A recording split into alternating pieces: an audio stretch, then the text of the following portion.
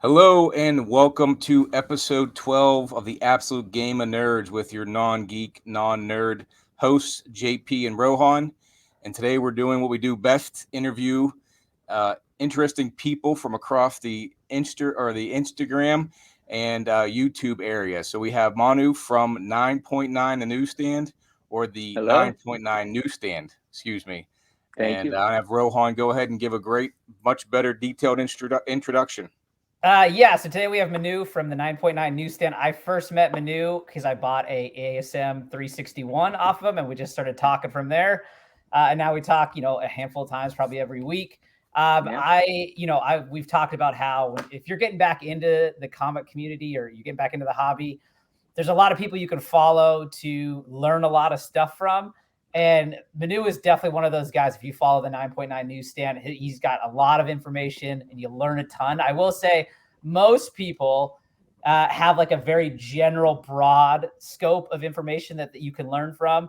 Right. Manu is like the guy that if you were going to get your PhD in economics and you had to write your dissertation and you get so finite, you're like, okay, my dissertation is on the economic effects of women starting to work more in rural Iowa.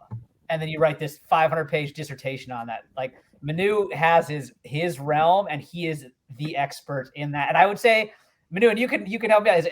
Like the symbiote, Spider-Man, Todd McFarlane, all those things kind of in that genre. That's kind of your jam. Isn't that what we're looking for here? Why don't you say hello, Manu, and kind of go into that.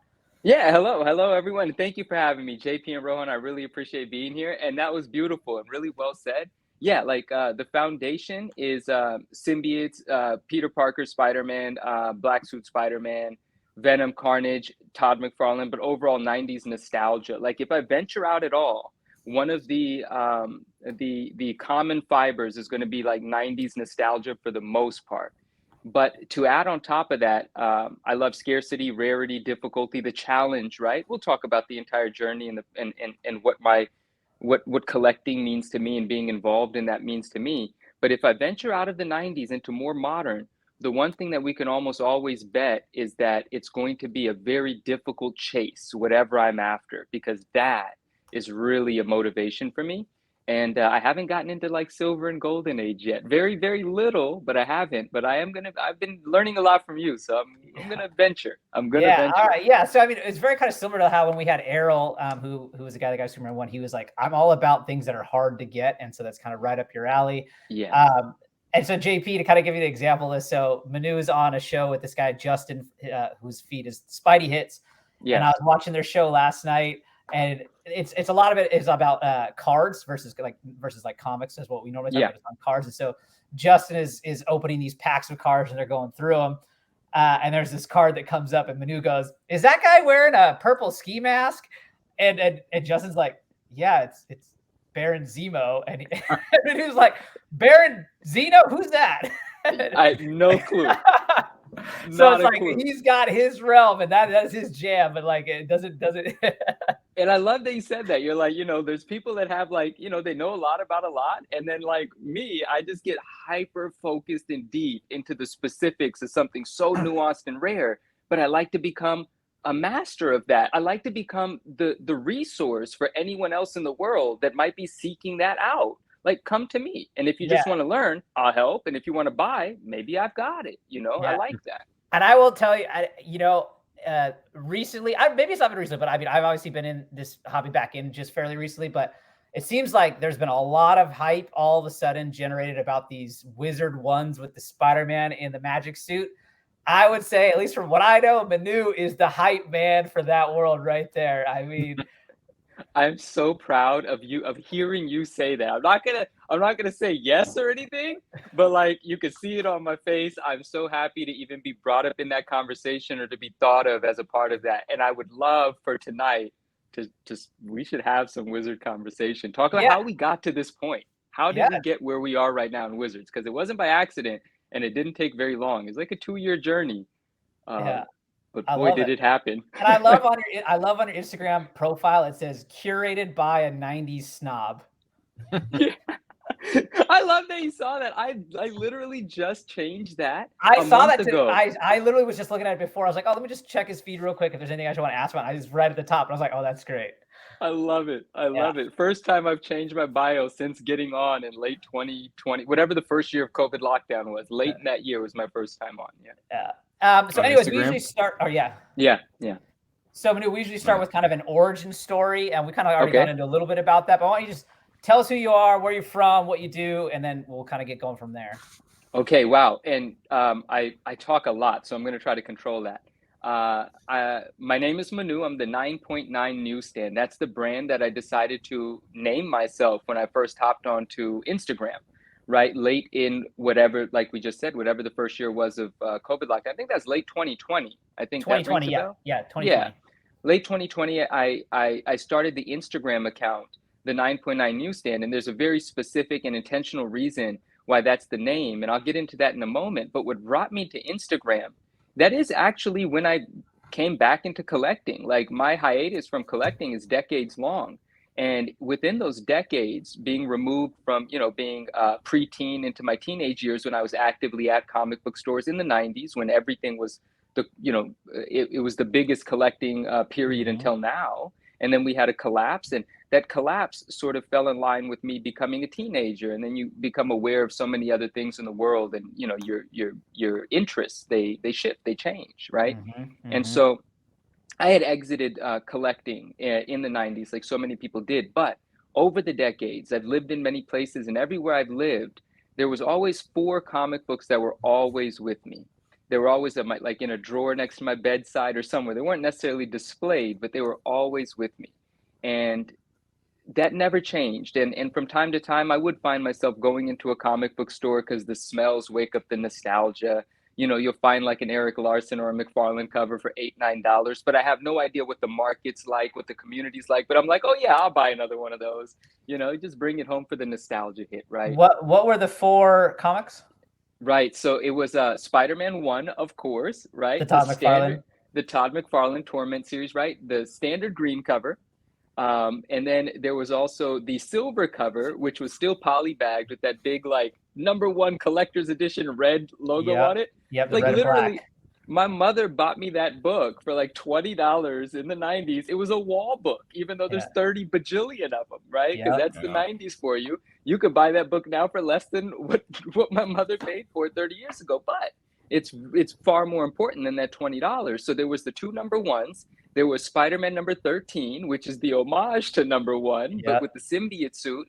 And there was an issue of 363, which is the floating heads of Venom, Carnage, and Spider-Man by Bagley. Bagley and McFarlane, they shaped me, as a child, at what my visual delights were, right? It was that. And so those are always with me, not expensive books, but invaluable to me. And those 4 copies, of course, are still with me. It's not like that's saying something huge. Like, what am I going to do? Sell them for $30? Like, it's not a big deal that they're still with me, but they're priceless to me.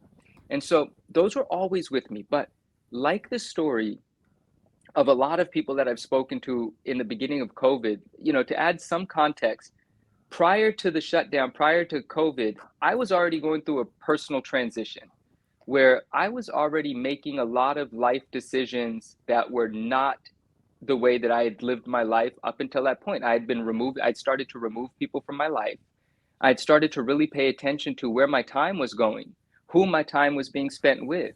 When I'm putting energy out there, what sort of energy am I getting back? When I wake up in the morning, what are the effects of who I've socialized with the evening prior? What sort of anxieties do I have about who I have plans with, so on and so forth. These kind of like, really like, I was in a really positive place of thought right before the pandemic. And I had also just made the transition to being a vegetarian. I know this has nothing to do with comics yet, but it's going to tie in. It's just to say, I was in a space where I was looking for change. I was looking to change my life, change how I felt about where my efforts were being spent. I had had successes in entrepreneurial endeavors, so on and so forth. And I just wanted something different with my life. And the pandemic happened.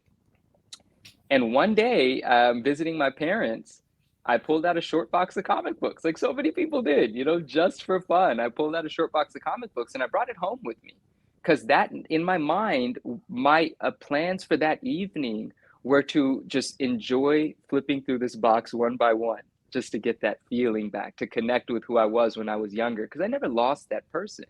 It just got, other things happened, right? And as I'm flipping through this box, I'm deciding, well, let me see what's on eBay. This is my beginning of coming back into collecting and figuring out what's happened in this market, in this marketplace. What is this community about? And I start looking at some prices of some books, and I'm like, okay, $20, $15, and I see, plastic cases on books, and there's these graded books that have much more value. I'm like, what is this? I had never seen a graded book in my life. And so I start going down that rabbit hole of understanding, what is CGC? What's a graded book? What's a 9.8? And I started discovering, as I'm flipping through books, that there's multiple versions of the books that seemingly appear to be the same, but there's direct edition and newsstands. So we're talking the 90s, right? And the first newsstand, I learned right away what a newsstand was. And I got excited about that because it triggered something internally that just works for me. Oh, wow, this is what was neglected back then. No one cared, no one paid attention. And that's why it's so hard to find them at a high grade now, which just, it resonated with me. Like, oh, those are going to be what I'm after now. Like, I want not the additional art that we all wanted in the 90s. If we had a choice between barcode and actual art, we're taking art, Right. Yeah, definitely. But especially and that makes McFarlane books. especially, and that makes perfect sense. No one can argue that. But the thing about it now that's replaced the idea of art versus lines is the emotion that a newsstand brings to the table. Something that survived neglect and being not cared for. Bookstores, comic book stores, collectors, careful readers, bag and board as soon as you walk out of the store or before you even walk out of the store. But if you're buying a book at Barnes and Noble, 7-Eleven, there's no bag and boards. It's literally in the bag with whatever else you purchased that afternoon. And then you're reading it and doing whatever with it. So that made a lot of sense to me. And in that short box that I was flipping through, I was really going through it slowly because I realized, well, eventually I'm going to run out of this short box and I'll be kind of sad. But in the middle, I saw it. I didn't even realize, I didn't remember that I had a 316. But the interesting thing about Amazing Spider-Man 316, that beautiful book that we all love, well, I love it. I'm assuming you guys love it as No, it's well. great. Yeah, it's great. Right? I had a framed piece of artwork, not like an original art, but I've had artwork in my home of that image, even when I'm not in collecting, even as a 30-something-year-old, just living my life. And I saw that book in the middle of the short box and I was elated. I am sensitive to like emotion, and that emotion I can't forget. And as I slowly reached in to pull it out, I had already given myself a rundown on what a newsstand was. For some reason, in my short box from when I'm 12, 11 years old, the 316 was a newsstand. And it just felt so right to me. It felt like the universe was signaling to me, like, Manu, yeah, you kind of stumbled upon this day where you pulled the short box out, but this 316 being a newsstand is the universe telling you something. And I got really excited and I decided I'm going to start an Instagram page and I'm going to take a picture of some of these books in my short box and I'm just going to see where this goes. And the reason I went with the 9.9 newsstand is because I just started learning about grading and I was like, well, forget perfect. I don't want to go after perfect. 9.9 seems pretty hard. And I love what a newsstand represents. So it's just a state of mind. The 9.9 newsstand is about striving to be close to perfect, even in the face of adversity when no one thought you would make it and no one cared to help you make it. That's what I feel with a high grade newsstand, So that's why I chose that name.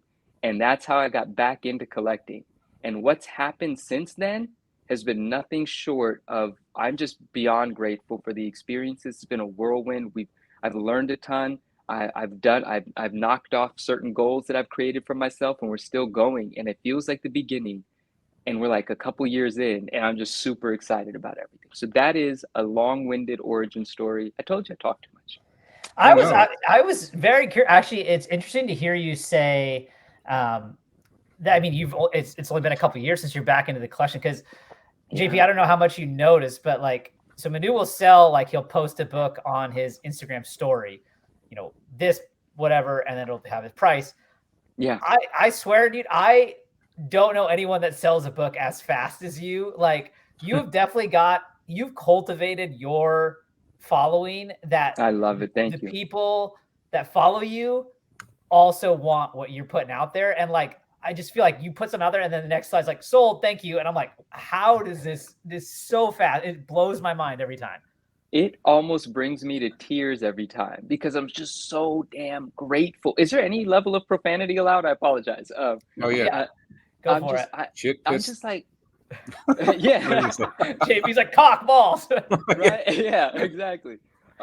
No, I'm just kind of blown away. Like I definitely set out with the intent to create an environment of engagement.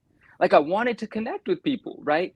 But I also had complete faith in what I loved, and I wanted to curate and cultivate a place that reflected my interests. And if I was going to attract people into that place, I wanted them to be there because they're attracted to what I'm attracted to, not because I begged for someone to come, not because, I just wanted the universe to deliver the people that think and see things the way I do, so we can actually have a community, so we can actually have a group of friends.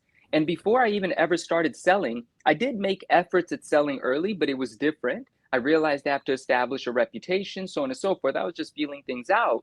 But I remember the first time I put something up for sale on my story, and it sold. It was a $300 raw book. It wasn't the first book I sold. It was the first book I sold on my story, and I just felt so empowered and encouraged by that I didn't put up a for sale post. I didn't utilize eBay. I went to my story, to my friends in the community that are actually actively seeking out my content that's only running for 24 hours.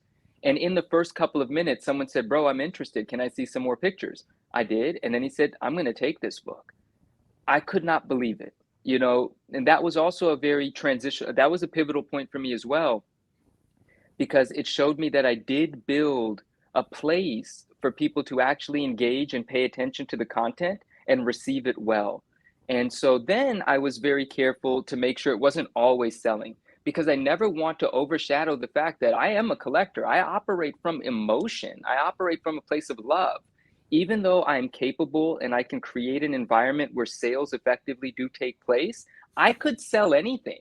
Yeah, I mean, I don't mean that as a, I'm not clapping for myself. I mean, I can put effort into being a seller of all kinds of things. But the person I am and the person I've become, I refuse to do anything I don't want to. I only want to be deeply engaged and involved in things that I love. No excuse. The finding of it, the pricing it, the selling it, the packaging it with care, the shipping it, the person receiving it, hopefully sending me a message telling me how pleased he or she is. All of that is the same sort of good feeling for me. All of that is being part of collecting for me. And that is not a slight to anybody's process of collecting, but it's to say that it doesn't make me feel like any less of a purist collector that I'm involved on the selling side. I feel so blessed to be able to be involved on the selling side. And I would never want that to change. And I would want always my collecting journey to be like all encompassing. I want all that to always be a part of it. And I forgot why I even started talking about any of that stuff. Well, but yeah. let me ask a question. Now, Yeah, please. what do you choose when you sell something, right?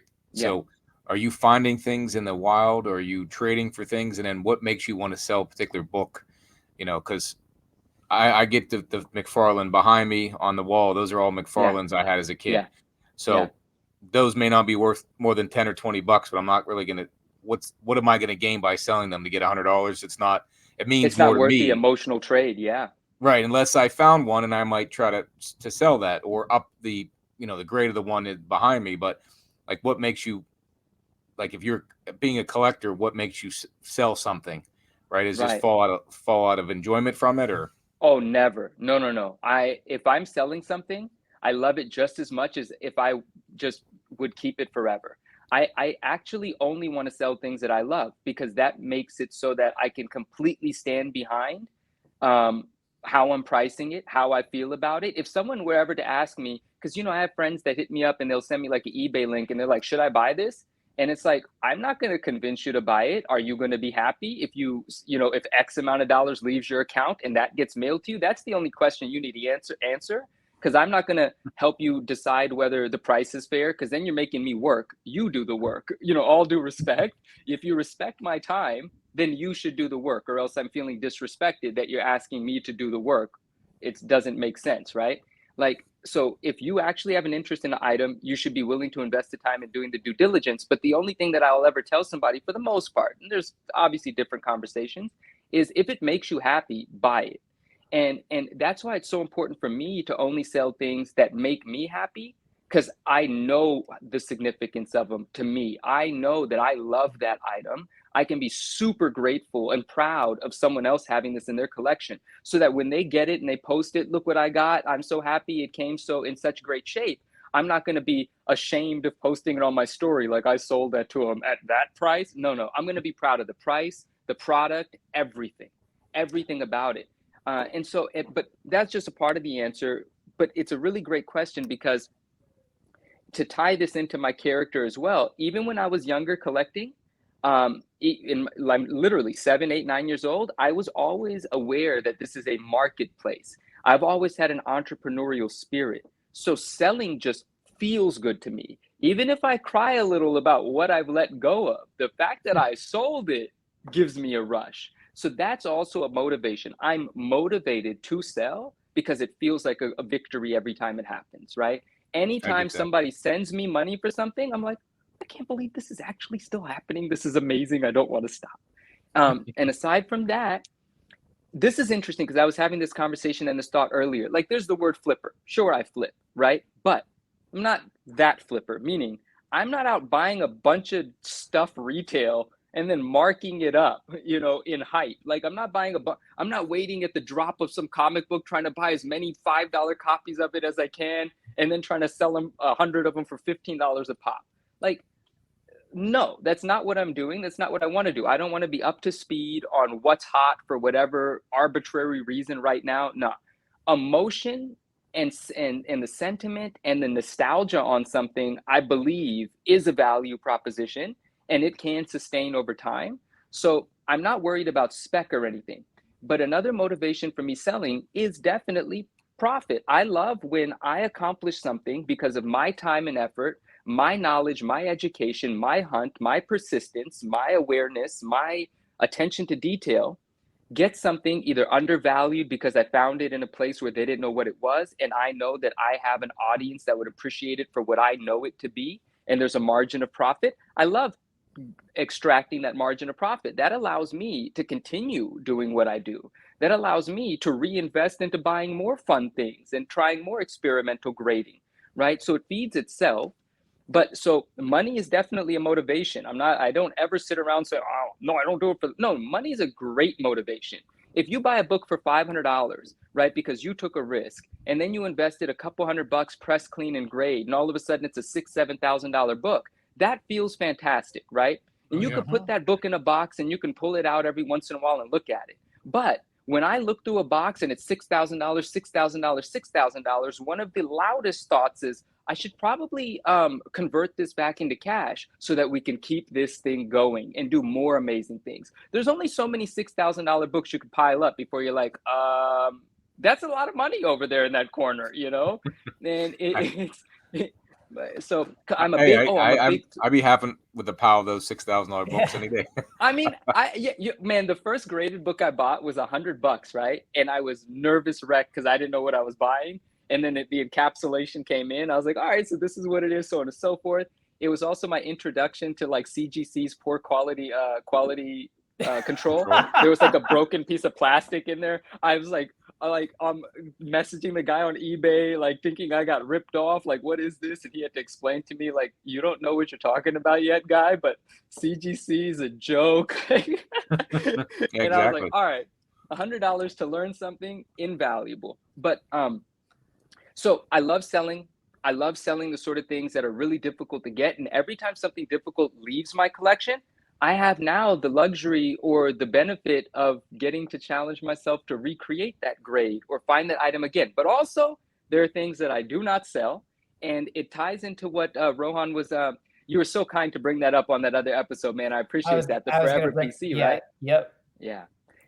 There are things that you can call my Forever PC, but my Forever PC, no shame in me saying this, there is a price on any of it, right? I may not ever sell those 4 books that have always been with me, but they're not worth selling. So I don't ever have to make that decision. Those I'm always going to be able to enjoy the emotion of. But there are certain books that emotionally I'm completely attached to, but the truth is, the price that I want to sell them for are six-figure prices. And if those offers come, those books will go. They might not hit six-figure value for years and years and years, but I love having them until that happens. But when that value is realized, they're going to go. And I'm going to use that six figures to do something very positive in my life, my family's life, so on and so forth. And that positive effect of introducing tens of thousands of dollars into, you know, your routine of your life, to me is more precious, as long as you don't frivolously waste your money, than having the one item. And the memory of the one item, the execution of achieving that into my collection, I'm never going to lose that experience. It's always a part of my journey. And that's something that I think did resonate with Rohan. I'm really glad that it did, because I mean that from the bottom of my heart. There's not a single item that I've sold to someone that I don't feel the loss of it. Sometimes I miss it. I'm like, oh, I'd really love to have that back. But then I just think back on the fact that I had it and there was great profit in the transaction. Hopefully there was. And it all just makes me happy again. And I'm like, well, I'll make it happen again, you know? And that's kind of what drives me. But there's certain one of ones that you can't recreate. I can never make happen again. Those ones, I have like this price point in my head. And one day they'll get to that price point. And at that point, I'll move them. So real quick, I want to ask two quick questions before we continue on this conversation. So one, is Instagram your sole place for selling now, or do you sell anywhere else? And then two, when we first started chatting, when I bought that ASM 361, I had asked you, are you a full-time dealer? At the time you said, I may be getting there. I still do some, I think, marketing work it was. Yes. Yeah. Are you now a full-time seller only, or do you still do both, or what? And so those are the two questions. No, beautiful question. So in terms of selling, my primary source of selling is not even what we see in our stories. You know, when you see something on my story, it's because it's entertaining for me to take a picture, put it on my story, and hope it sells. Sometimes they don't, and a week or two later, I'll put it back up. That's a fun thing where it keeps me engaged. I love it. But most of my selling happens just through one-on-one communication. People I've sold to in the past, maintained relationships with, we're in conversations every single day. Whether it's a book I ever post, they don't even know it exists. Sometimes people, you know, say, if and when you get this book, I'll pay you X. Well, that's always in the back of my mind. So I'm like, oh, that if and when, I'm going to make that if and when happen, you know? And so there's plenty of books that come and go. No one knows, but it's all one-on-one. And it's usually just through personal communication. I stopped selling on eBay, not because I don't love eBay. I love eBay. There were just certain annoyances that I wanted to avoid. And it actually inspired me to be better at finding my own, you know, personal buyers, private relationships. And so I decided to put more effort into that. So personal relationship is basically where, and the reason that works out is I'm not a volume seller, and I don't have intention of becoming. I am perfectly happy selling, you know, several smaller books, raw books, just having fun, shipping things to people that want cool stuff, and selling 5, 7, or 8 high dollar items per month. I don't need a million shoppers. I don't need any of that. I need a few really specialty relationships with people that appreciate doing business with me and continue to do so. And it keeps me energized constantly. Oh, so what was the second question? Then now, so are you a full-time dealer now, or do you still do other work? I still do other work, but I spend more time in the collecting community in general than any other aspect of my life. So it's more than full-time, because honestly, I wake up in the morning and I hop on eBay, you know, and then like I spend hours a week in my Instagram DMs, hours a week in my Instagram messages. I spend hours a day sometimes on phone calls, like phone calls about niche items turn into 1.5 hours, 3 hours, and it feels like 30 minutes between me and whomever I'm discussing it with, because we're that interested in it. So the amount of time that I spend in collecting, gathering, acquiring, grading, and selling, it's ridiculous. Like, I am completely all in, but I've never really said I'm a full-time dealer because I don't want anyone to pigeonhole me into being just a seller. You know, I'm like, I really don't know what to call myself, but yeah, definitely a dealer of very specific things. You know, like people aren't going to call me to buy some modern variant of something. Yeah. So where these rare items that you sell, where is eBay your main source of where you find them, or where are you sourcing all this stuff, like, or in general? eBay is an incredible place to find them. But one thing that's so amazing is if you allow yourself to be so dedicated, so insanely focused, you're going to learn so many things that other people are looking right at but can't identify what they are. There are certain books that people think you have to open them up to identify whether X exists within it. I have learned certain things that literally no one else knows, and I'm guarding certain things. I'm just going to be completely honest. They are my edge. So on eBay, for a few titles, I could find the version of a book that's a multiple of what the person is selling it for, and they don't realize it. And when I purchase that book, my job is to sell it to the person that understands what it is, so I can make that margin, of course. And early on, I would feel kind of bad about it. But the interesting thing about this is your education. I made this up, and maybe someone else has said it because it's pretty good. But your education is your edge, right? Yeah, the knowledge that you have. I said we had this discussion in that same podcast you heard with Lunch Money Comics, as he does like the flea market thing and garage sales, and we had this exact conversation of like, if you come across someone selling something for X and you in your mind know it's worth 10X or whatever, is it your obligation to inform them? And I'm with you. I agree. Like, everyone's got a smartphone these days.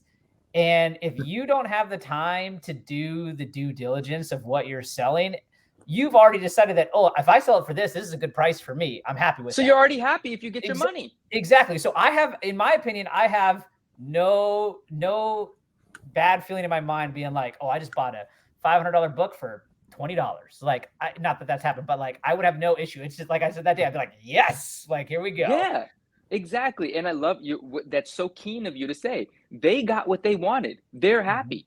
If you pay them the $20 for the $500 and then you send them a message saying, ha, ha, ha, you just left $480 on the table, they're going to feel like crap. But that's not what we're doing. We're giving them what they want, and we're doing what we want. They'll never know they left money on the table. Everyone's happy, right? And again, like, when it comes to selling and buying, it's like, you, the person buying, has no obligation to buy. It's just, if it's what you want and it's a price you want it at, you're going to buy it. Yeah. And as you as the seller, it's up to you to say, I want to sell this book or whatever it is I'm selling, and this is the price I know I can sell it for, right? Again, if you didn't do the time to research what that number should be, that's your choice. Yeah. And if I've got a personal relationship with someone, then I'll step in and guide and advise. But if I don't know you and you're just a name selling on eBay, well, I'm going to do what I do. And so, so there's that sort of arbitrage that can take place on eBay. And then there's also a lot of benefit to just being the first to see something, and so you have to actively be on eBay a lot, but eBay is only one place. I also hunt in person, but that's quite a different sort of hunt. I do like going antiquing on the weekends. You come up short more often than not, but sometimes you find really cool stuff. And when you're into niche, it doesn't always have to be high grade to bring in the dollars. There's certain things that only 10 exist in the world. It doesn't matter how tore up it is. It's still thousands of dollars if you discover it, right? So I enjoy those kinds of opportunities. But one of the greatest things that's happened is, whether it was in person, oh my guy put up the stand. Oh, dude. Well, continue talking, and then we'll talk about this, because it kind of ties into what we're talking about right now. It does. So I'll finish this spiel real quick, because I really want to talk about this. Certain purchases, wherever they first happened, comic book stores, in person, Craigslist, eBay, whatever, some turned into beautiful relationships that have lasted. And I've become the person that certain people come to say, hey, I've got this. Do you want it? And they know I'm going to make more than them off of it when I'm done, but they value the fact that they can come to me and I'm going to pay them right away. And that is of value to people. So the repeat relationships have been hugely beneficial to me. Let's talk about this, man. Well, yeah. So JP, I don't know if you've seen this on his feed or not, but so in terms of finding things that are rare, Manu, am I correct? You own this book. It is a Wizard 1 with the Spider-Man. Yeah. And it is the only one in the world that is a 9.8 signed by Todd McFarlane and Stan Lee, correct? It's the only one in the world that's a 9.8 signed by Stan Lee. It just happens to be that it's also signed by Todd. There is not a 9.8 only signed by Stan. This is the only one signed by Stan. It just happens to also have Todd on there. Yeah. That's and awesome. I do own it. Yeah, this is one of the books that I won't sell until somebody makes me sell it, right? Yeah. And I really want to talk about. I did. A Yeah. 6-figure book.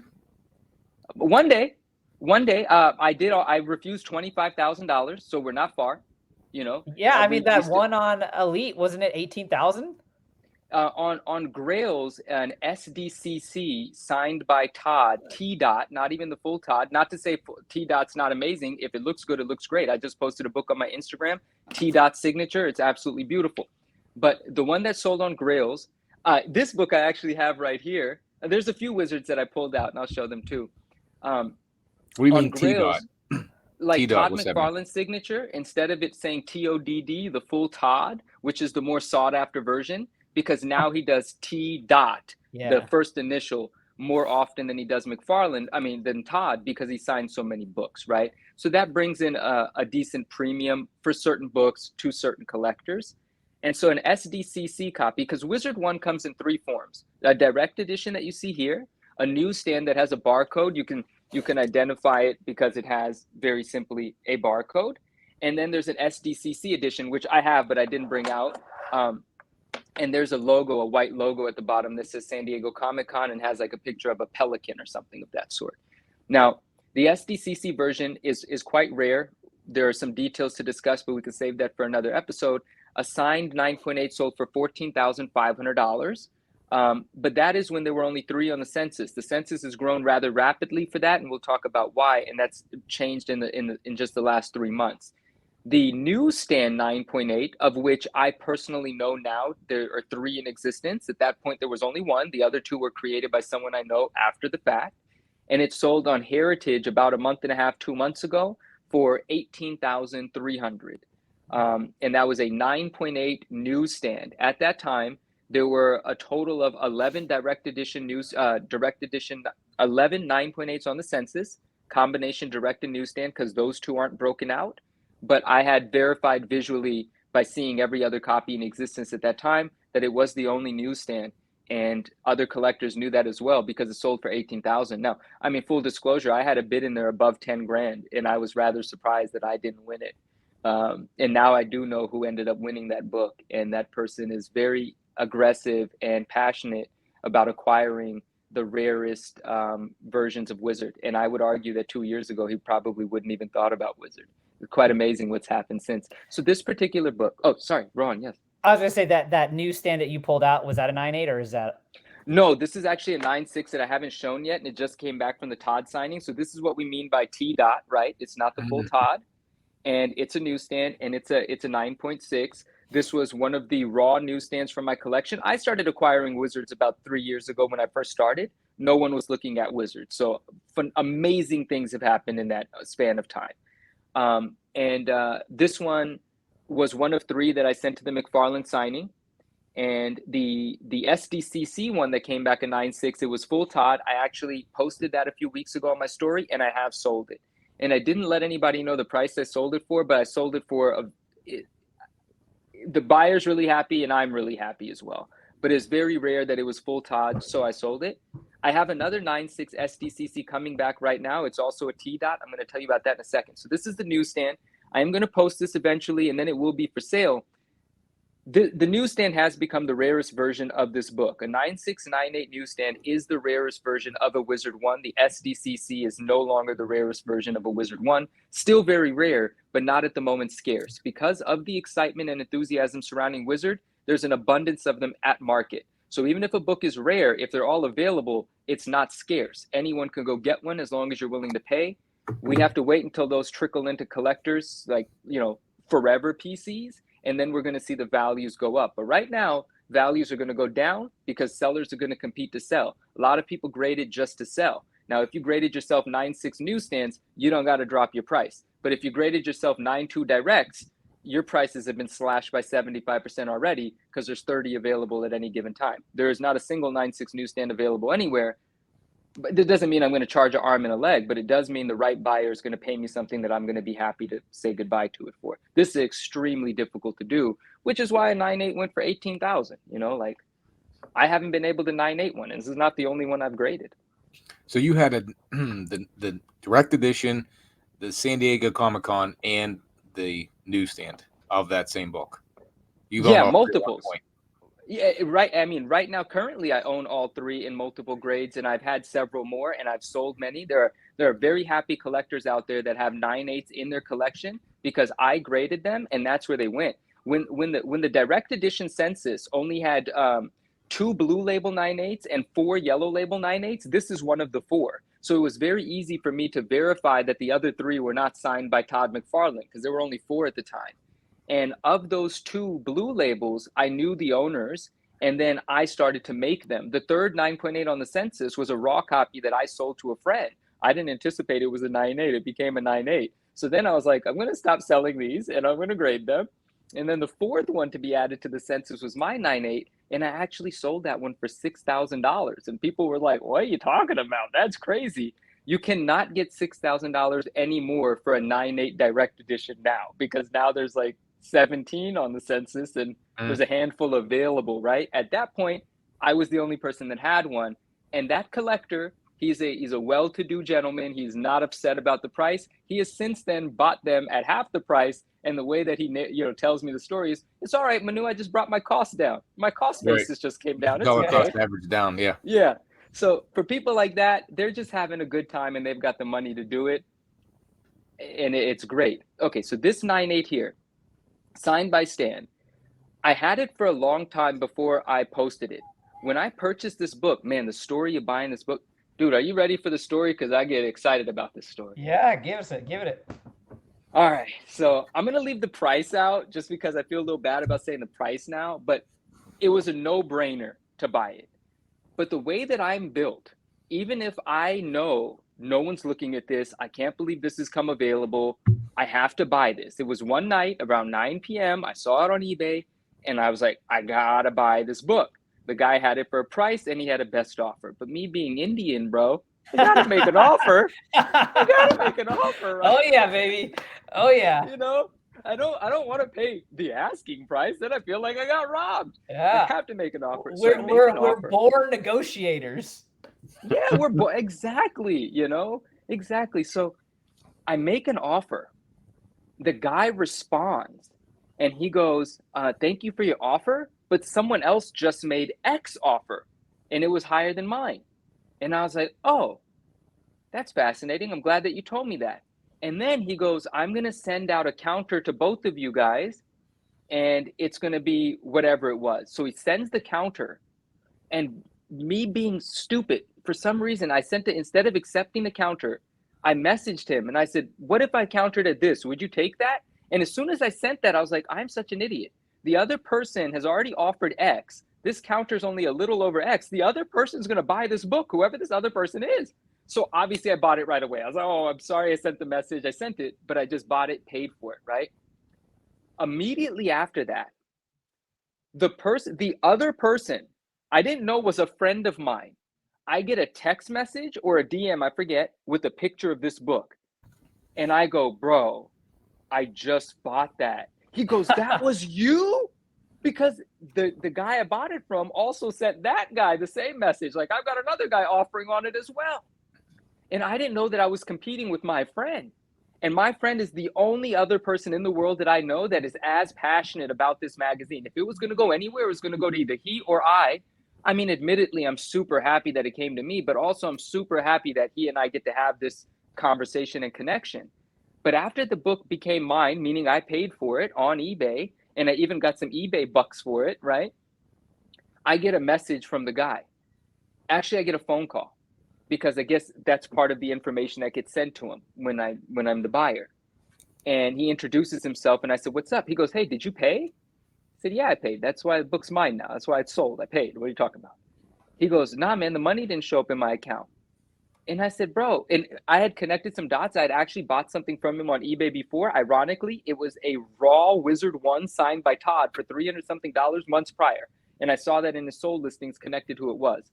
And I said, dude, I've bought from you before. You know eBay, you know how this works. You're not going to get any money until, depending on if you're in good standings with eBay, depending on whether at the very least, you're going to have to, put tracking up and at least have the book marked as shipped. No one's going to give you any money. And chances are eBay's not going to pay you until the book's marked as delivered on my end.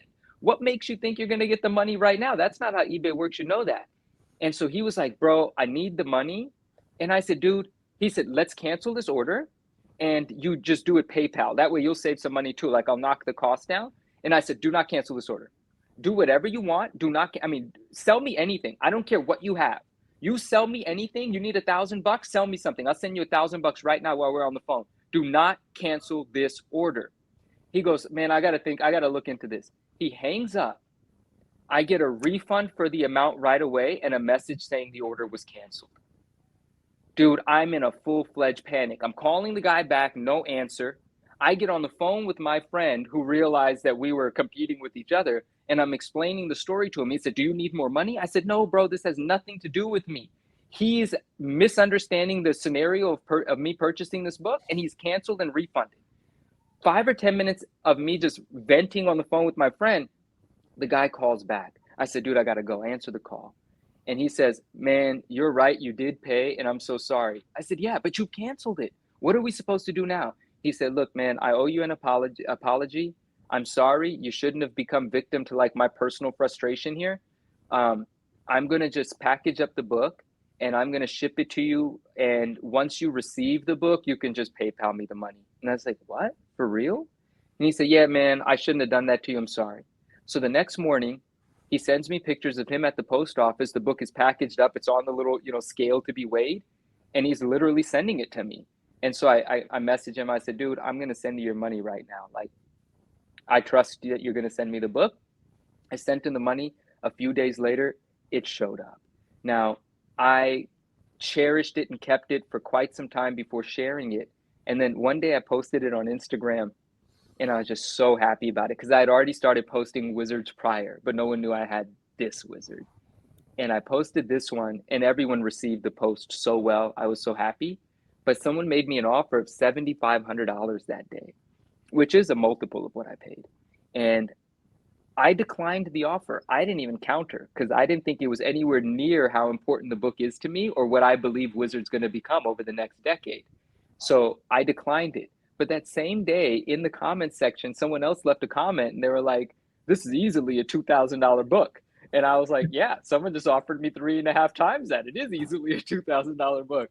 And I just kind of enjoyed that, just like a personal little gratification. And then somebody that became one of, these people that I have a private relationship with that buys from me, he caught the wizard bug. And he calls himself, he's my great friend, but he calls himself lovingly, jokingly, calls himself second place because this book I won't sell him. And this is the only wizard that no one else can recreate, right? And you could grade 9.8s, the hunt is still alive. This is not. Well, a poor choice of words, rest in peace. I meant the hunt for this, you can't hunt for this, right? And so he started a conversation with me about this magazine. This is before the newsstand sold for $18,500, many, many, many months before. And he made me an offer. He said, dude, I just have to have it. I'm just going to make you an offer. You're not going to be able to refuse it. I said, you don't know what I think about this book, but all right, what's your offer? $25,000. And I said, I'm refusing it, man. And he said, what? I'm going to call your bluff. I said, if you send me $25,000, I'm going to send it back to you because I'm fortunate enough to be in a position where I don't need to utilize the $25,000. So in my heart, I'm just going to know that I've lost this book and have a very good amount of money. Like people will think I'm crazy, but it's not an amount of money that I have to dip into. So I get to weigh that as part of my decision making, and I'm not going to sell you this book. And he said, well, how much do you want to sell it for? And then I said something I'm not going to say out loud because it's just silly. And then he goes, well, I can't do that. I said, well, you do really well. So why don't you continue to do really well? And this book will continue to be with me. And one day we'll pop a bottle of champagne and I'll ship you this book. But just keep kicking butt in what you do until you feel good about sending me what I want for the book. Yeah, that's exactly right, though, right? Like, I mean, you have no obligation to sell it. And no. So if he wants it from you, like, he's got to compel you to. And that number to compel is whatever you want it to be. I mean, yeah. And please, JP, yeah.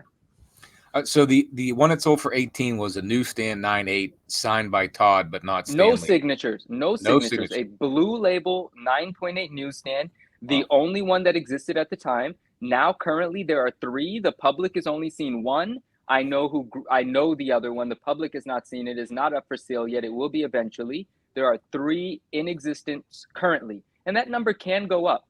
But I say with full confidence, the most difficult 9.8 to get in a wizard is not the SDCC. The census reflects that. It's not the direct. The census reflects that. It is the newsstand by a And long all shot. 3 of those newsstands are not signed, correct? Those 3 that I just mentioned are not signed. This is some information that I'm a little reluctant to put out there, but I think it is beneficial to the community to say so. There are signed 9.8 newsstands coming to a census near you. They're going to hit very soon. I don't know the exact amount. I know the responsible party, and they are more than capable of doing it. This is going to be the only time in history they're going to do it because they're taking advantage of the enthusiasm and they want to capitalize. This is the year of Wizards being graded. 2023 is going to be it has already been in the last 6 months, and it will continue to be the largest growth ever in our lifetime of Wizard magazines, because the people that have become excited by the prices are the only people in the world that can actually add these numbers to the census. And once they're done, there is nobody second in line. They are the only people that can do this. And I know them, and I know them personally. That's why I can say that with confidence. Before them, it was me. They trump me because of who they are. And it's not that they woke up and started saying, "Oh, I think I have wizards." They've had wizards. I'm saying a little too much, but maybe you could connect the dots, right? They come from the source almost, and they're going to run out this year. Real quick question. When you grade a wizard, does it have to go under the magazine classification at CGC? Fun thing about that is it doesn't, because it actually is the same size in height and width as a comic book. Really? And you do it, and it goes into it goes into the comic book case. It doesn't go into the plastic, cheap, like really crappy magazine holders. It's thicker, but it is the comic book case, and it fits into the same boxes as your comic books. So you grade these as comic books until you get to the later issues where they actually change the size of the wizard. Those have to go into magazine holders. I don't even deal in those because those don't have a nostalgic hold on me. I like the early ones. Mm-hmm. Yeah, so there's Wizard 15. Yep. And behind it is my Daredevil book, right? So essentially would fit into a Golden Age package, I think. Golden Age Mylar. Yeah, and I use bags. Golden Age bags and boards for my Wizard magazines. You're absolutely right. Yeah, I just realized it's too big for the Silver Age one I have, but it would fit into a Golden Age one. So yeah, I didn't realize. I always thought they were bigger. No, they're like the same dimension, just thicker. But the reason you have to go into a larger bag is because that thickness of the magazine is obviously using up whatever the word is, the volume in the bag, right? No science, right? So, I just as a quick story on Wizard, I don't remember, and maybe you do, Manu, remember what issue it was, but I always remember, and we used to just have endless debates as kids. There was a Wizard issue that came out and said, across the whole comic sphere, so both DC and Marvel, these are the top 10 most powerful characters.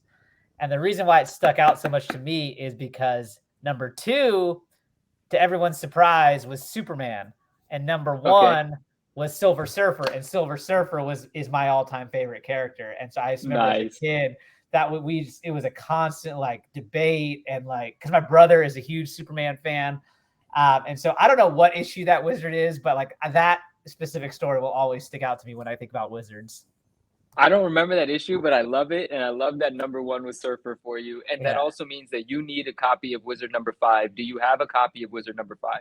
No, I don't. That's the Silver Surfer cover, man. You got to get one. Oh, all right. I'll look into that. That's awesome. I can't remember. I remember the Spider-Man one, and I remember this one right here, the Wizard, the 9 with Venom. And you remember 11 because you recently picked one up, did you not? Yes, the Spawn one. Yeah, I got that. Yeah, I got that one. I do remember those 3.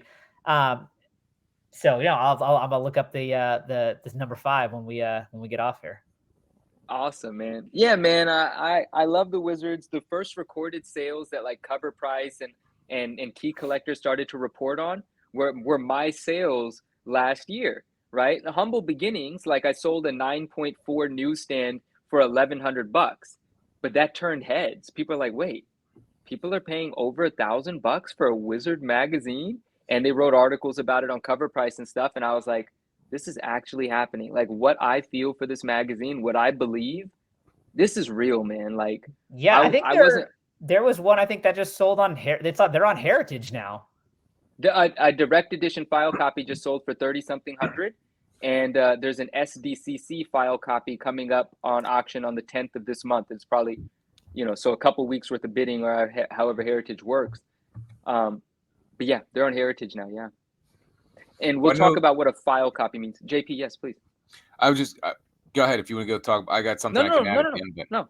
No, please. I was talking to someone today at the auction, the local auction, and we were talking about VHS tapes. Yeah. And the company that grades the VHS tapes also runs the auction that sells them. So that's why those prices have been inflated. But given the fact that these Wizards are being graded by CGC and sold on Heritage, there's no connection there, right? So there was some inflation of the VHS tapes. Why, Back to the Future, well, I don't even know why the CBS copy or the Fox copy was selling for like $75,000 sealed. It just blew my mind. But there was some inflating of pricing there, where this is, like you said, these are people who collected the Wizards, and got them graded, and not many people kept them in good shape. I mean, most of mine are pretty beat up because I read them front and back all day long, every day. Precisely. Yeah. So there's actually a lot here that I want to unpack, and I really appreciate you bringing this up. So I love that you use the word inflation, but I don't want to substitute another word for it. I want to add a word because it's very important. Manipulation. Those prices were inflated, but more importantly, there's a more sinister agenda at play. They were manipulated, right? And you're right. There were graded VHS, also non-graded. There was also graded video games being manipulated at the same time. And one of the most infamous relationships we're talking about is WADA, the grading company. And I believe it was Heritage, the auction house. There was some intermingling in ownership, and it's also completely unregulated. When you are bidding at Heritage or listing something, there's a terms of use, and in the terms of agreements or whatever, it says, employees of Heritage can bid on whatever they want. Like, it says that. It's basically, they don't have to say who's bidding, right? No, the bidders remain private. Shilling, inflating the price of an item is a very real activity that happens constantly. The reason that it was able to be taken advantage of in the space of VHS and in the space of video games is because we were in the middle of COVID. Everything was nonsensical. Values of everything were going through the roof. You could have picked any stock, you could have picked any crypto, any comic book. It did not matter. The environment was ripe to manipulate. And then they did not release population reports for the video games. You didn't know how many copies there were in a 9.6 of a Super Mario Brothers 1 or whatever the case might be. And they were selling for hundreds of thousands of dollars. Anybody intelligent was able to, be like, I should probably stay away from this. And only a few people lost millions because only a few people bought $1 million worth of stuff at an auction, right? But the problem with $1 million sale happening and it being advertised is that things that would have cost $500 are now selling for $2,500, right? Because that enthusiasm lifts everything. So other people did get sucked into the FOMO and the manipulation on the lower end of things, relatively speaking, the lower end when we're comparing to $100,000 and $1 million sales. But that also happened across, really every selling environment, because the auction houses, there's no regulation. There's no one to control their behavior, and there's no one to tell them anything. If you're the owner of an auction house and you might not be the most ethical person, not pointing fingers at anybody at all, but let's say you own, two of the thing that's going into auction right now, you have every incentive to make that sale really expensive. One, you're getting a commission on it. Second, one of your two is probably going to anonymously end up for sale a month later, right? Right. And also the players that were involved in this, if you backtrack, they're the same people that manipulated and took advantage and were partly responsible for the decline in the 90s. It was the same people that reemerged 30 years later. And not only did everyone forget, but new money or new collectors, if you're 20, 25 years old, you don't remember anything. You don't know what happened in the 90s. So literally the same people who were investigated, imprisoned, sued, and all kinds of stuff in the 90s are back in action. Now they're a little quiet because the market has gone the other direction, but part of the reason why so much of the big money left is because the big money got burned. It was the big money that got most burned, because you could be really intelligent to become a multimillionaire, but you can still be susceptible to human emotion, FOMO, manipulation, so on and so forth, and it Oh happened yeah. a lot. Jeez. Wizards aren't falling into that only because they're not a widespread pop culture thing, right? VHS is a huge widespread nostalgia bomb. Nintendo's huge widespread. Wizard is still super niche. No grading, no auction house has even invested themselves into it, to benefit from pumping up the price. They don't have any. They don't have skin in the game, right? It's not a big enough thing for them to do anything with. When that one sold for 18,000, me and one other friend that were like speculating what it might sell for, we were surprised. But I know the buyer of it now, and I know who the seller of it was, so I know there wasn't any manipulation. And I was one of the bidders in there. Like, even I was prepared to pay a pretty penny, but I was prepared to pay a pretty penny because I knew that I could enjoy it and eventually sell it for maybe 1,000 or 2,000 profit. But I wasn't prepared to buy it for, after fees and everything. That guy spent over 20 grand, I'm assuming. $18,000 the hammer price or whatever. Or was that with That might have been that? with I don't Elite. remember. Was that with Elite?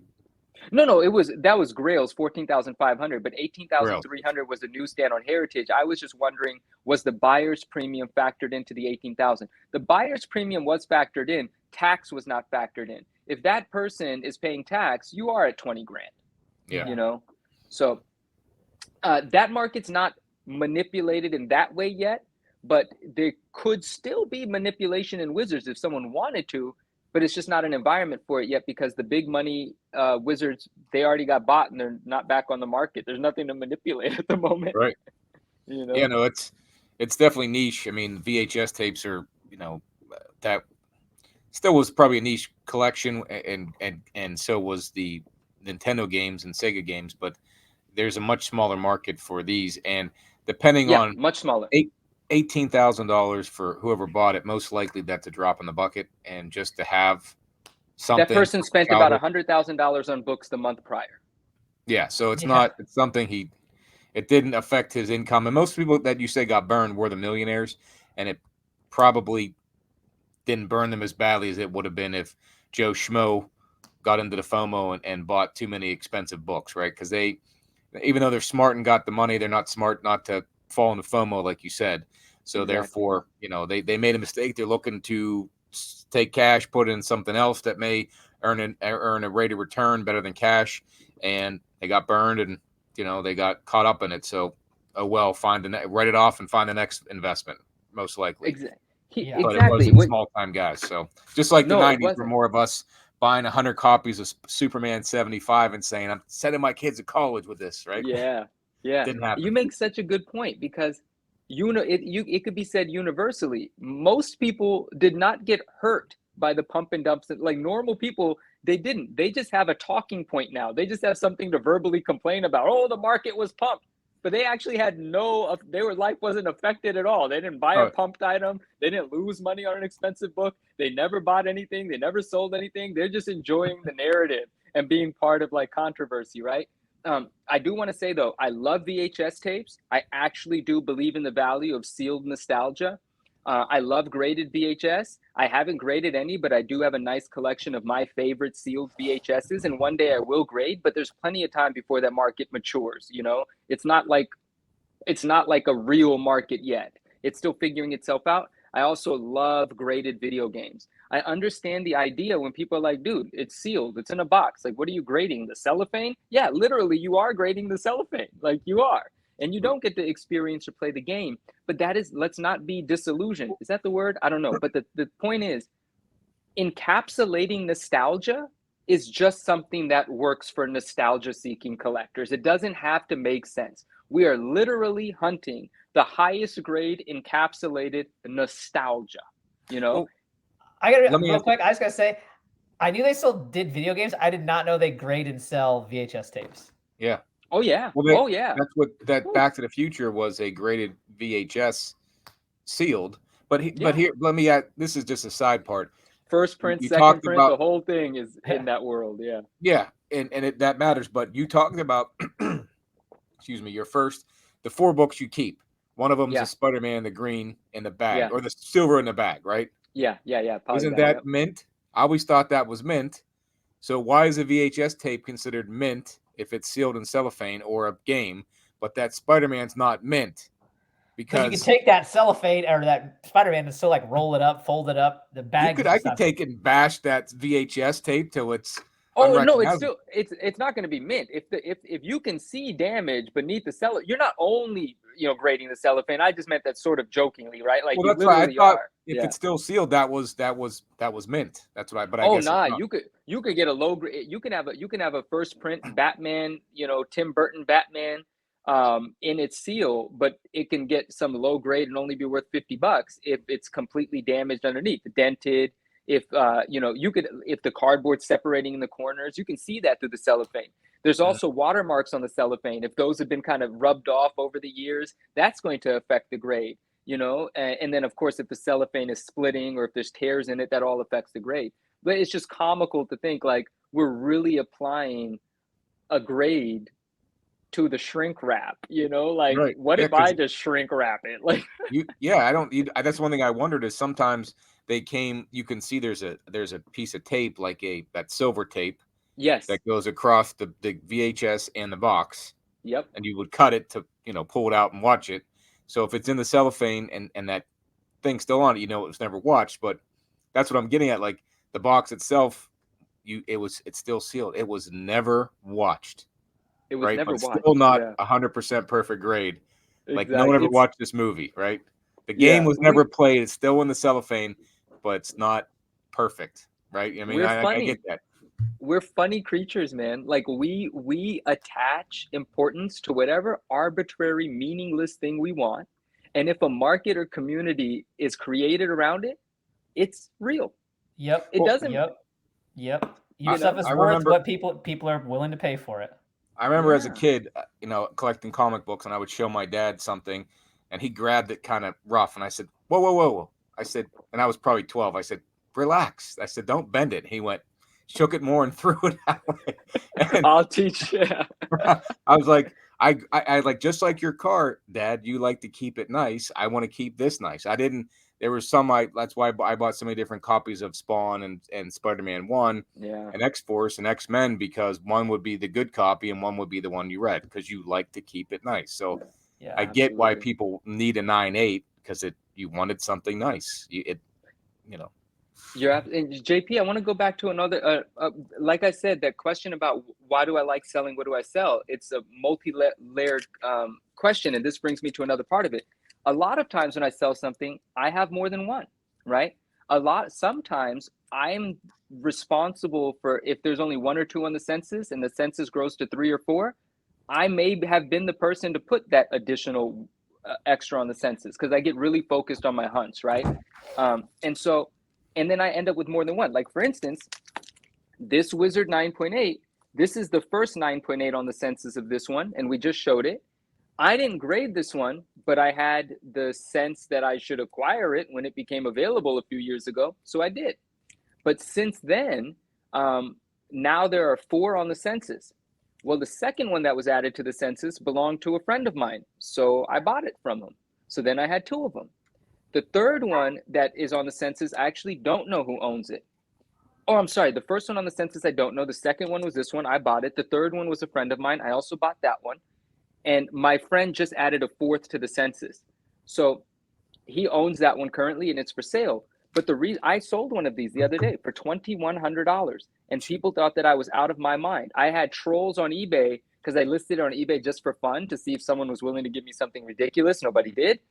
But trolls on eBay were like, I'll give you 300. I'll give you 500. Didn't it sell for 300 a few years ago? That was a few years ago, bro. You got a time machine? What are you going to do? You should have bought it. Like, what do you want me to tell you?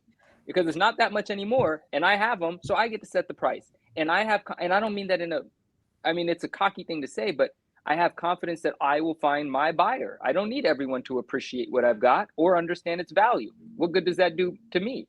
I just need to find the person that digs it, And Yeah. and I put it up on my Instagram is where it's sold. eBay didn't find my buyer, but on my Instagram, I put it up, a picture of both of my copies, and I said, I'm selling one of them. and it's $2,500 or best offer, and a $1,500 offer got negotiated, $2,100 shipped. I sold one for, and but that's another thing. Like sometimes I have two. Now this one I'm not going to sell.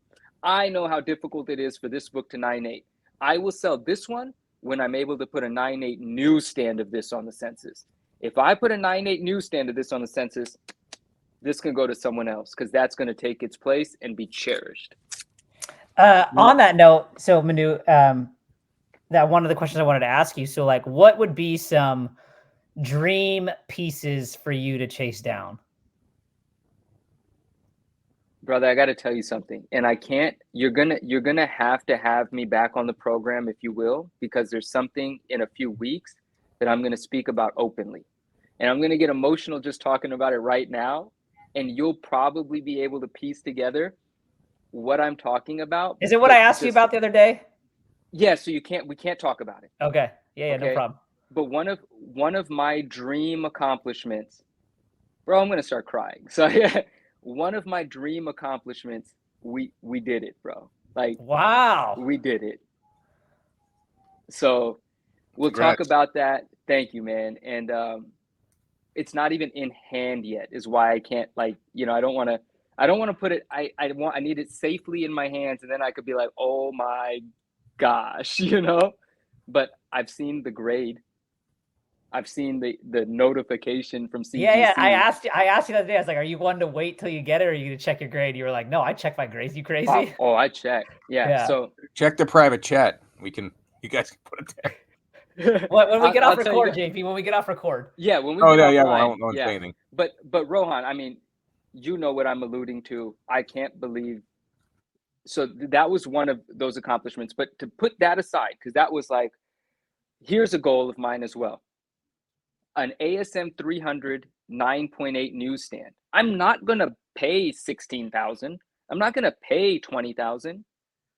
I have to grade into that book, right? So that's one. I need a 9.8 newsstand. I want to say I was able to do it.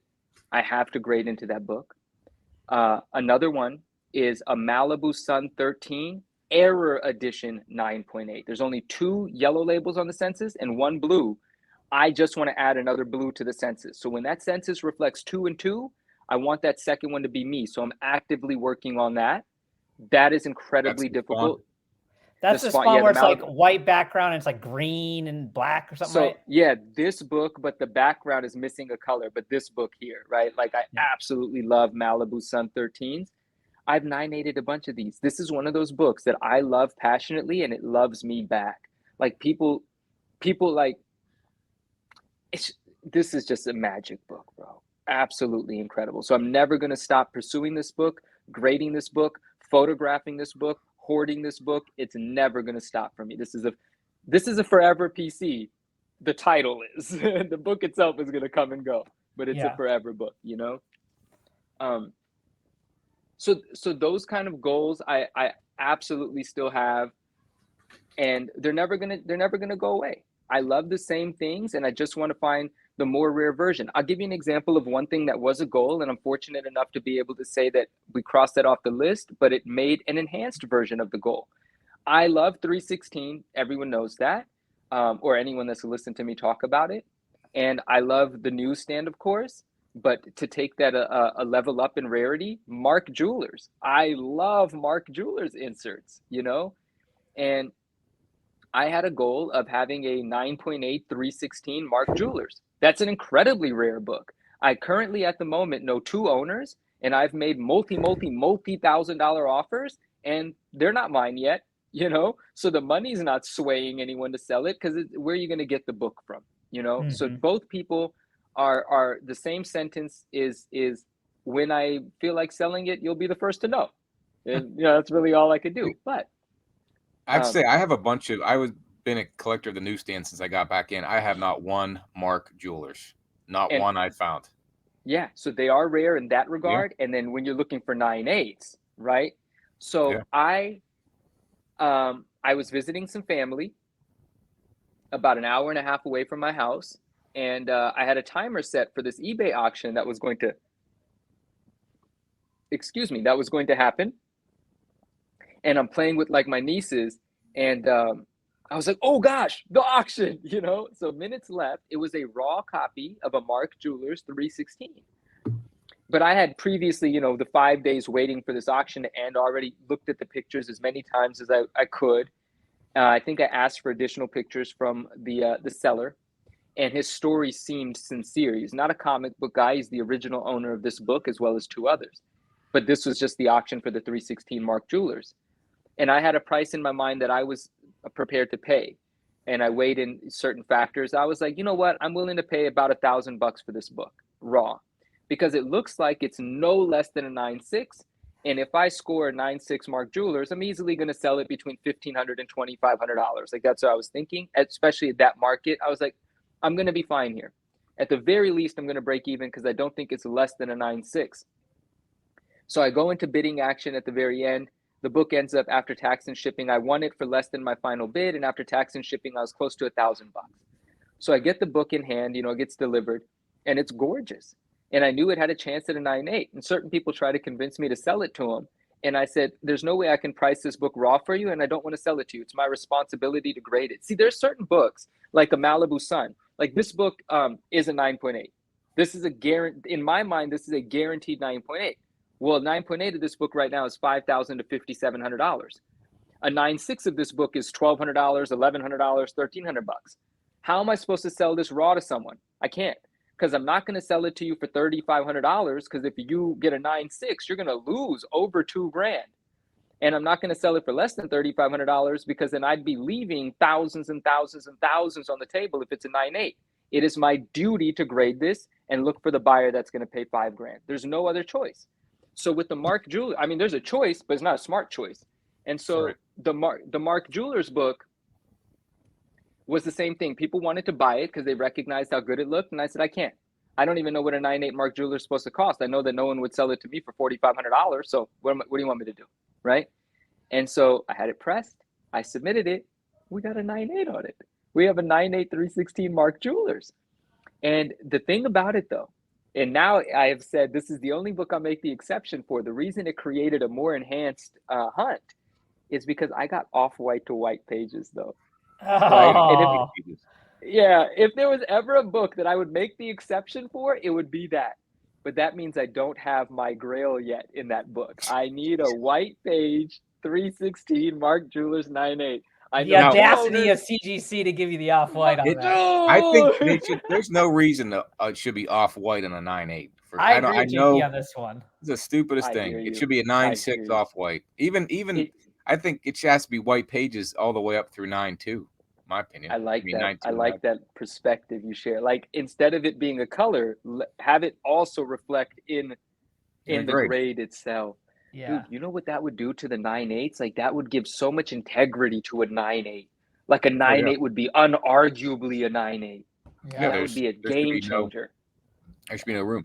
Now, when you got it back, that was recent, so therefore it says Mark Jewelers, it says Newsstand on it. Well, that was not. It was recent in the fact that it was like a year and a half ago. Oh. But it didn't say Newsstand on it, but it did say Mark Jewelers. See, CGC had made the transition to notating Mark Jewelers a long time ago, but not breaking them out in the census. Newsstand. But or even Mark Jewelers. Like, you can't go to a 316 census and see how many Mark Jewelers there are. It's not broken out. It is just identified on the label. On the label. Yeah, on the label it says Mark Jewelers insert, and that's only if you told CGC it has one. Because I know people that have submitted Mark Jewelers books and they get it back encapsulated with no recognition, because CGC oftentimes doesn't even open your book. Let's just be honest. They don't. You know, if it's a modern-ish book, they're not counting your pages. They've got other books to grade. They're looking at the page color. They're giving you some arbitrary grade. They're moving on with their day, having lunch. And now, you know, there's some confusion about this Newsstand thing. Just because they've started to notate the label at Newsstand, which they don't always do, you still have to have a sticky note on the book, have another message written on your actual packing slip, you know, maybe even put in a phone call and send an email to Matt Nelson to get it done. It's not broken out on the census, though. So for Newsstand hunters and Newsstand collectors, we know a Newsstand when we see it anyway. It's not always a barcode. Sometimes it's on the back. Sometimes Direct and Newsstand have barcodes, but there's a nuance in the barcode. But we know what we're looking for. There's a slash. We know what we're looking for, so we don't need the label to say that. But the fact that the label says it is more for advancement in the overall perception of newsstands and the marketing of it. That legitimized newsstands in the eyes of novice collectors, because now if CGC, the authority, which they are not an authority on anything, by the way, but from someone just new to collecting that's not deep into it and doesn't necessarily have everything figured out, they do look at CGC as an authority. So if CGC is willing to now openly recognize it and put out a press release about it, it makes it more important in the eyes of an everyday pop culture consumer. So that was really beneficial. But to people that know what they're doing anyway, it doesn't make any difference. Also, it's not broken out on the census. Now they say that they're going to put something into place where they'll try to break it out. But here's the question I have. 20 some odd thousand graded 300s, ASM 300s on the census, right? Sure, CGC tells you that they have pictures of each one, which I would assume that they don't. They're never going to backtrack and do it and look through them all. And even if they do, how are you going to trust them? If you can't trust them to recognize a newsstand when it's in front of them, how can you trust them to go through 20,000 books and properly break it out? We're never going to know how many newsstands of an ASM 300 actually exist. The only metric we're going to have is how difficult it is to find and what is the availability. And the availability on a market on any given day is like for a 9.8, some days there aren't one. And if there are one, there's 1,000 direct editions for sale in a 9.8 and one newsstand. You know, like that's just how we kind of weigh the rarity of it. CGC is not going to help us in that. And going forward, if they do, they might, but historically they won't. Right, going forward they are, but that doesn't give you an accurate number of.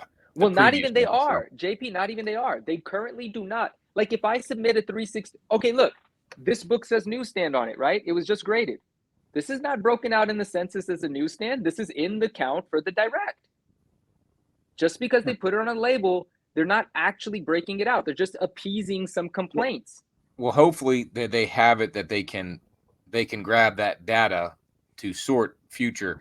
Because they can't go back if they never put it on the label, then they can't go back to sort that info, right? Well, but now that it's on there, they can go back and grab it.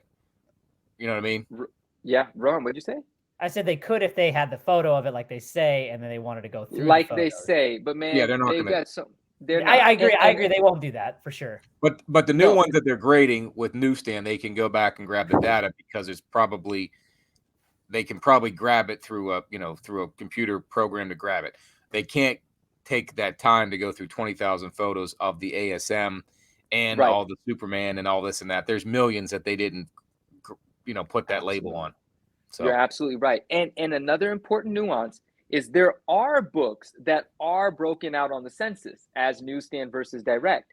But they were always, that's not a product of the new change. I'm going to give an example. The example I like and enjoy giving because I have a great deal of experience with this book, and I'll talk about how I graded the rarest version of that book. I was super happy about that, and I had to deal with CGC to make me a special label for it because there was something about that book that made it very unique.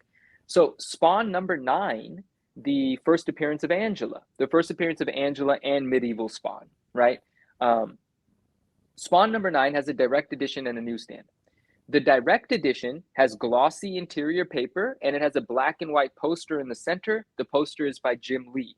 That's the direct edition as we all know it. The newsstand has newspaper print interior paper.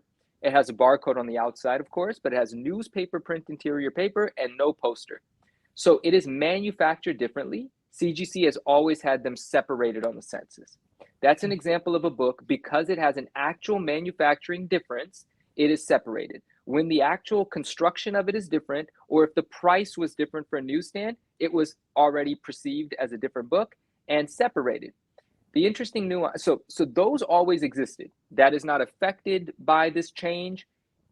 That's just a nuance that had existed for some newsstands, but not all. Because Spawn number 1, the newsstands and directs are not broken out because there's actually no difference to the construction.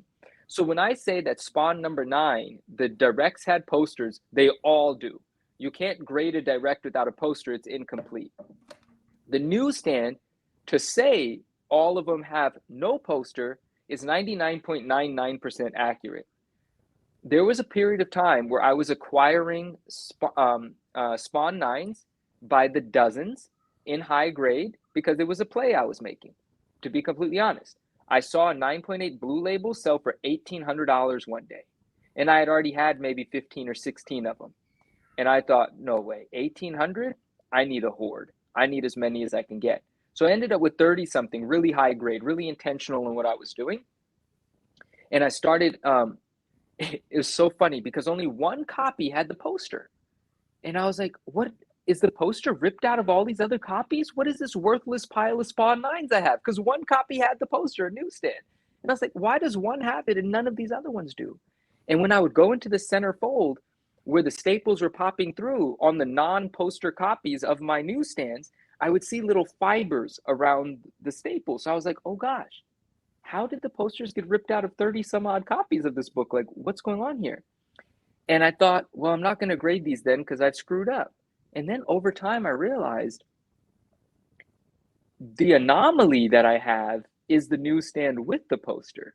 And the only reason all of these newsstands don't have a poster but have fibers on the staple is because it's newsprint paper. So when they were pushing the staple through in their normal binding practices, it ended up having these sort of fibrous holes where the staples were pushing through. It was perfectly natural. And the anomaly that I had was the newsstand with the poster. So the first two that I sent to CGC of my Angelas was the newsstand with the poster and without. And I left notes everywhere. I got 9.8s on both of them. And they sent me both of them back with the same label on it though. The label said newsstand, but I needed the newsstand to reflect that this is a newsstand with a poster. And I started to like, yep, like I was gonna say it's just like if you get an issue with a double cover, they list it says double cover. Yeah, and so I started talking about it on Instagram, and one of my friends was at New York Comic Con, and there was a dealer there, Royal Collectibles, a comic book store in New York, and the owner's a great guy, and they actually had one, and it had a label that said newsstand with poster, and I thought, what the heck? And I asked my friend, he sent me a picture, and I said, dude, this is amazing. This is what I need to send CGC to tell them what to correct on mine. And I said, can you also ask the guy how much he wants for it? Anyway, they put me in touch. We became friends. And he made me an offer. I mean, he told me how much he wanted. And I said, well, I kind of got one already, so I'm going to pass. But it's nice to know what you want for it, right? And I appreciate it. And I sent the pictures of the book, and I not resubmitted, but did a mechanical error with CGC. And I got the book back with that label that says it's a newsstand with the Jim Lee poster. You can buy 100 copies of that book, and literally you will have a 1% chance, if not less, of one of them having the poster. Again, not directs. All of the directs have the poster, but like all of the newsstands do not. So it's very special. I only have one raw now with the poster. I still buy them all the time if they have the poster, but literally I only have one raw with the poster. And yeah. So does yours now have the correct CGC label that you want? Yes, absolutely. Nice. Yeah, we accomplished that in the same month that we graded it. Got on the phone with CGC, facilitated it. They sent a shipping label. They took care of it. I was very proud of making some content around that book. Yeah. Nice. I just traded that book. I had a newsstand I found, but I didn't look for the poster. I just knew it was. You could add gold, JP. Yeah. Well, the chances are it didn't have it, so you could rest assured knowing it was no 9.8. It was no 9.8. So well, then it's fine anyway. No, but I mean, no, the raw one that I have, with the poster, and it's no 9.8 either. But I have to keep it just because it's a raw one with the poster. If anyone ever pulls my card, I can't open the CGC one and show them, but I can grab this raw one and say, no, guy, there are some that have the poster. Happy hunting.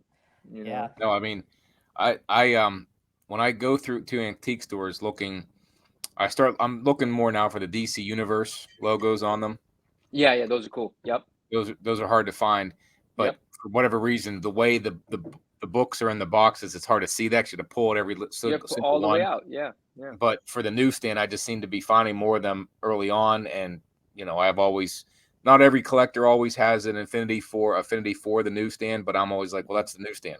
They're like, yeah. I'm like, it's in high grade, so you don't find that because that one was on the shelf at the 7-Eleven that got pulled and twisted. Some of them, when you find them high grade, it's much harder to find that than even a DCU high grade, in my opinion. A 9.8. So I always had an affinity for that, and not everyone does, but I definitely had an eye for that early on. So I can appreciate what you've been looking for. I don't find anything that rare though.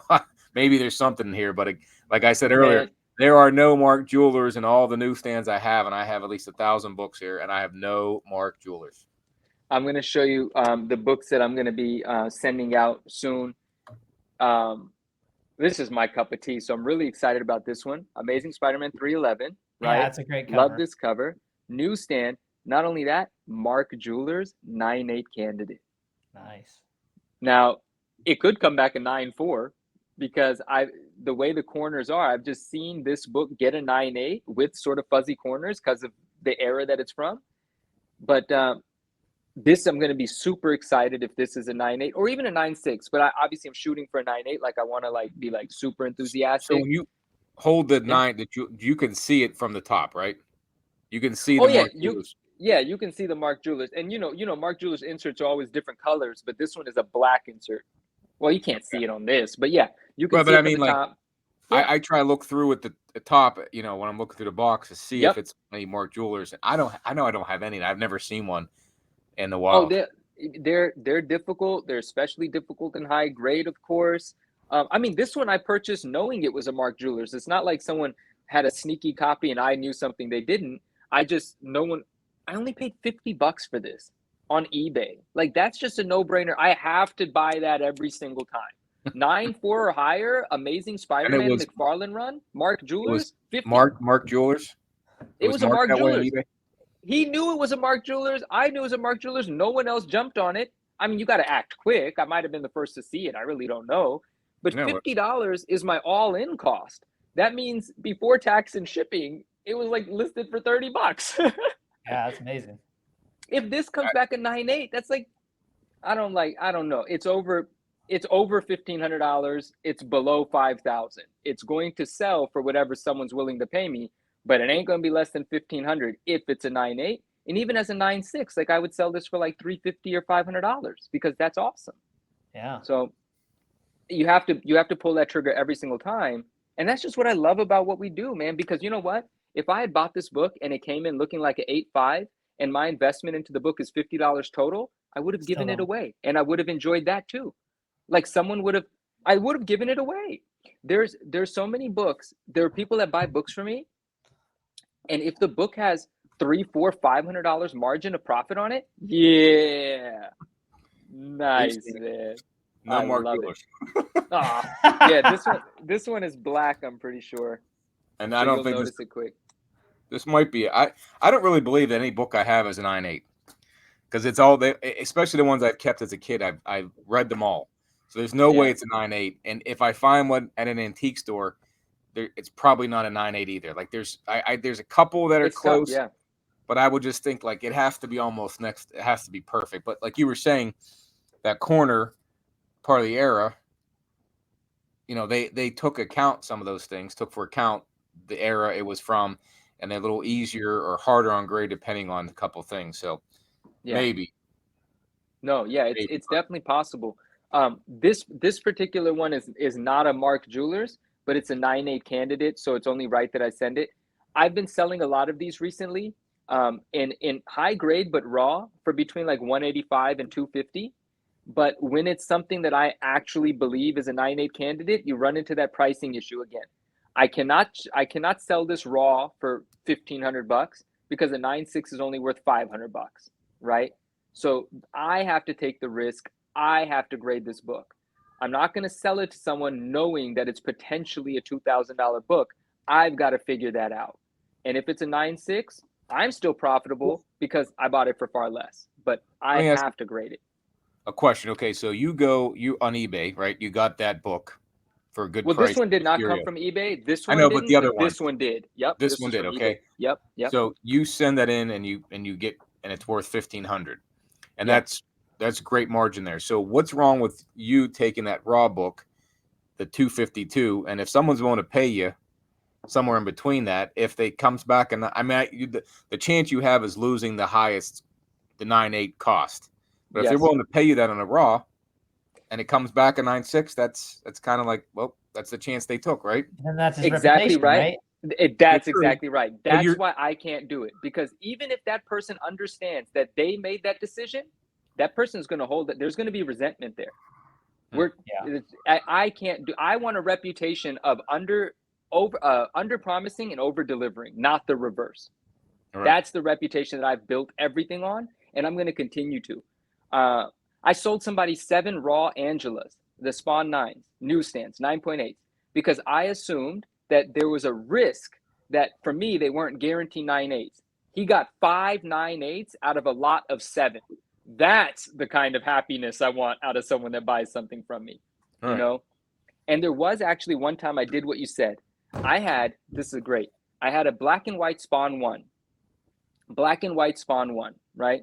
It's a between $300 and $3,500 9.8. And it's like, I forgot what it was, maybe like a $1,500 9.6. I don't remember exactly. Maybe even, it was a $1,000 9.6, right? And I had it raw and it was beautiful. I was like, we could 9.8 this thing.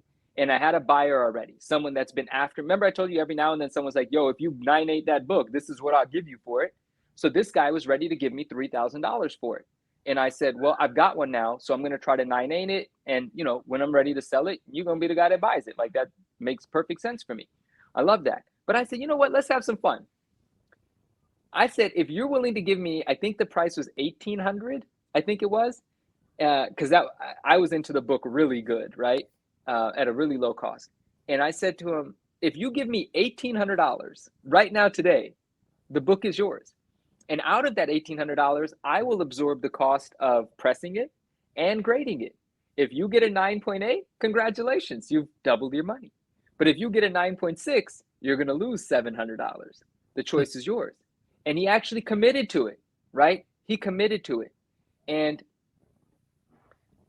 I felt good about it at the time, but the book actually came back a 9.6. And then I felt so terrible. And I said, brother, I can't do this. I'm sorry. I can't have you lose this money. I'll keep the 9.6. Take your money back. I'm so sorry, brother. I just don't feel good about that. I get it. We agreed. We're grown-ups. But that's not what I wanted. I wanted to be the happy ending, dude. Like, you're shopping with me. You're spending thousands of bucks with me. This is not the thank you I want to give you. I can't do this. I'm sorry, right? And so we reversed it. I noticed one imperfection on that book.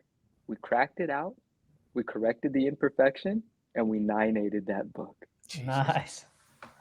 We 9.8'd that book. If it went into his collection, he's an end collector.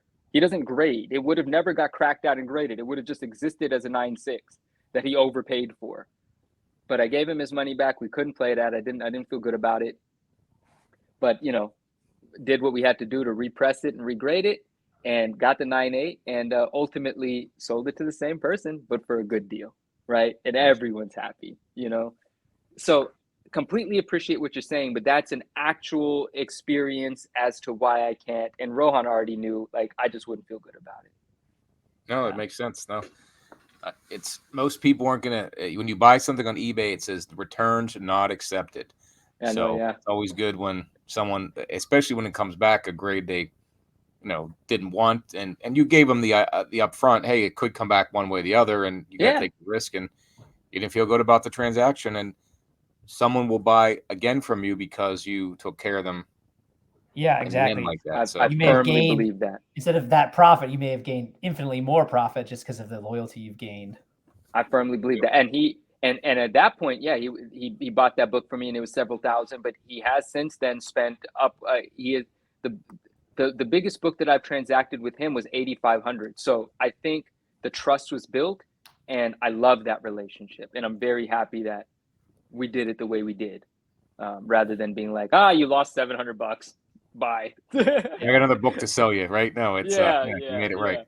Yeah. So Manu, JP and I could talk literally all night, but we should probably wind down. I have 2 questions for you though. Okay. And JP, if you also have any other follow-up questions, but one, since you are a Spider-Man fan, but you love the 90s nostalgia, would an AF-15 be something that you would want, or is that not something that matters to you? That's question 1. Okay. Oh, you want me to? Okay, question 1. Yeah, because question 2 is completely unrelated. AF-15 is one of the most important things in the world, as I perceive it. I absolutely want one in the collection, but I do not feel a sense of urgency. and that doesn't mean that. Obviously, I think prices for it are going to go up over time, and obviously, right now is a better time to acquire it than it was a year ago. But here's what I say about AF-15 often to people is, I don't remember it from when I was 7, 8 years old. Hi. Hello. They're like, I'm going a little past my limit. That's why they're coming in now. Oh, okay. We'll wrap this up. I don't remember it. I don't have that. I know the historical significance, and it has a degree of emotional significance because it's Spider-Man and it's, the origin of Spider-Man. And so it's tied into everything, but it doesn't have an emotional significance because I don't remember it from when I was a kid. The 90s stuff is more impactful to me, but that book is extremely important, and I will have one in the collection. Nice. And then really wanted, yeah. Oh no, go ahead. Finish that up. I just want to challenge myself. I'm scared of Golden Age. That's Golden Age, or is that Silver Age? No, that's Silver Age. Silver Age. Still 63. It's Silver Age. Okay. Oh, 63. And I'm scared because I've never graded some. I want to buy a raw one and grade it straight up. It's gonna be hard to find. That's the thing too, right? Like I know. And color touch and this and that. I'm not gonna be able to see any. I don't deal with old. They all look dusty and messed up to me. I have no idea what I'm looking at. People wrote all over those books too. Yeah. What's to say one that someone wrote her name or color touched it? So, well, the guy for the episode we just dropped, that's the challenge I want. Jason, he actually was able to buy one raw and it worked out for him. He's actually since sold it, but so it is out there. It's just that's gonna be a lot harder to find than a graded one. I know someone that bought I know someone that was being offered a raw one, and for a price, but he said to the person offering it to him, this is recently, to the person offering it to him, he said, listen, I'll pay you a bit of a premium, but I'm not going to buy it raw. Grade it, and I'll pay you what the grade comes back at. We'll negotiate. If it lands this grade, I'll give you X, but I'm not going to pay you X prior to you grading it because that's way too much risk. I'll pay the premium, but you grade it. So a raw one was made available. I'm waiting for a raw one to be made available to me. And then everything else has to make sense as well. And I'm going to consult with an expert because I can't look at an AF-15 and know anything about it. Nothing. Yeah, for sure. So yeah. And then for sure.